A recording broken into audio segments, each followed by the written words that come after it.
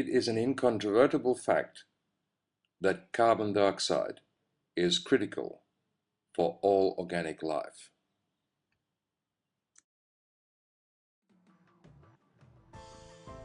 This is a curious fact, given that we are repeatedly told that we are producing too much carbon dioxide and that it is dangerous. Perhaps even more curious for farmers who are aware that plant yields improve by up to 40% in an environment of enriched carbon dioxide.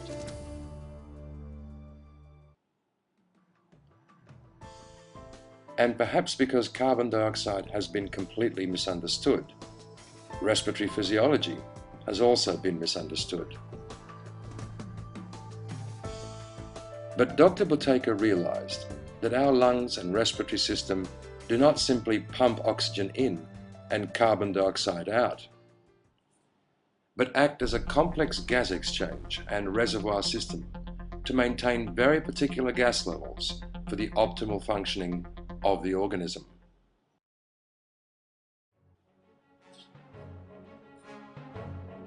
At first, Dr. Buteyko was perplexed.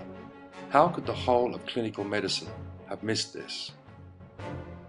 Actually, it hadn't, at least not completely. Some of the founding fathers of modern scientific medicine knew of the importance of carbon dioxide. Medical scientists such as Bohr, Foster, Henderson, Syeler, Magnus, Pfluger, Spallanzani and Zuntz.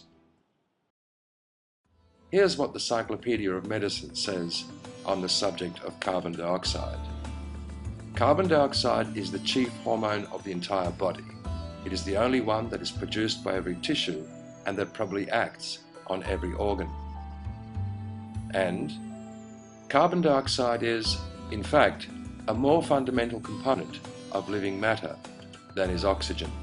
Yandell Henderson, Encyclopedia of Medicine, 1940. Most certainly, there was a profound understanding around the fact that a deficiency of carbon dioxide will cause disease. But for a variety of reasons, the technical appreciation of carbon dioxide didn't translate into practical treatment. With the exception of clinical work done by L.J. Henderson and a few others who used it therapeutically with spectacular success. But they met with tremendous professional criticism from the emerging patent drug medical advocates who obstructed and suppressed their work.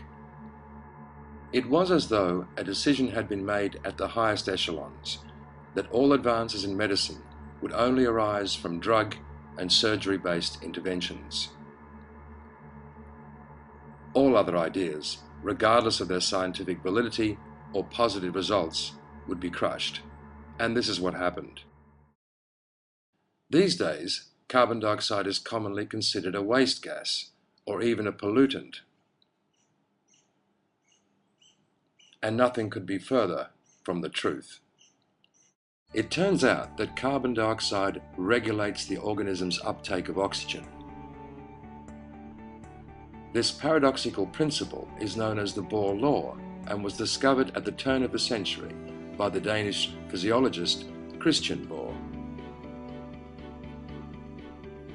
Carbon dioxide in the form of carbonic acid is also the main regulator of the organism's pH, or acid-alkali balance. Carbon dioxide also regulates the aperture of all vessels, including brain vessels, bronchivessels, and heart vessels, because of its effect on smooth muscle tissue. From a systems point of view, carbon dioxide regulates the respiratory, cardiovascular, digestive, nervous, hormonal, and immune systems. Therefore, a deficiency must cause dysfunction in one form or another. At this point, a serious question arises. How can a single substance play such a diversified role?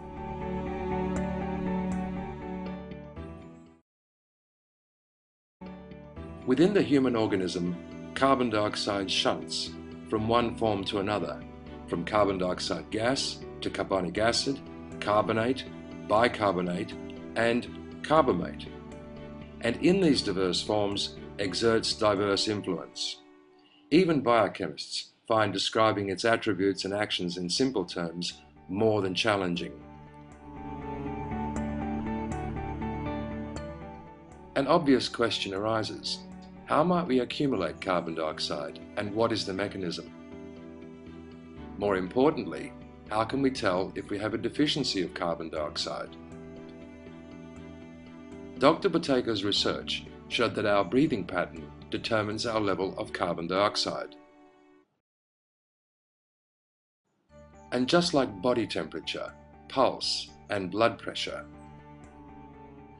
there are physiological textbook norms for respiration, wherein a significantly higher or lower value is indicative of disturbance. The norm, or ideal, for body temperature is 98.6, for pulse 60 to 70, for blood pressure 120/80, and the norm for respiration is 3 to 4 liters per minute. If we breathe or ventilate above this amount, our levels of carbon dioxide will fall, eventually resulting in an accumulated deficiency.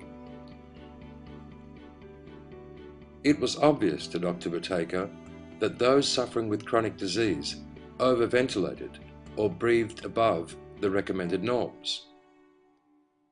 In other words, they chronically hyperventilated, often breathing 3, 4, and even up to 10 times above what is recommended.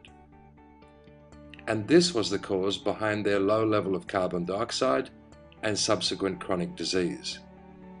To this day, we never ever see a person who suffers with any kind of chronic disease who breathes within the recommended norms of 3 to 4 liters per minute.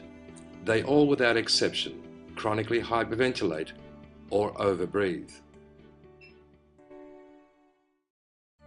As a medical doctor, Dr. Buteyko naturally looked towards a drug, a surgical procedure, or some kind of device that would either normalize the breathing or level of carbon dioxide. It was a fruitless exercise. One could temporarily regulate the breathing with morphine and other drugs, and one could improve carbon dioxide levels with certain mechanical devices. But inevitably, the breathing pattern would rebound to its previous state, and more often than not, with additional compensatory ventilation. He further investigated the physiological dynamics of the respiratory system and came up against what he believed was the key: the respiratory center.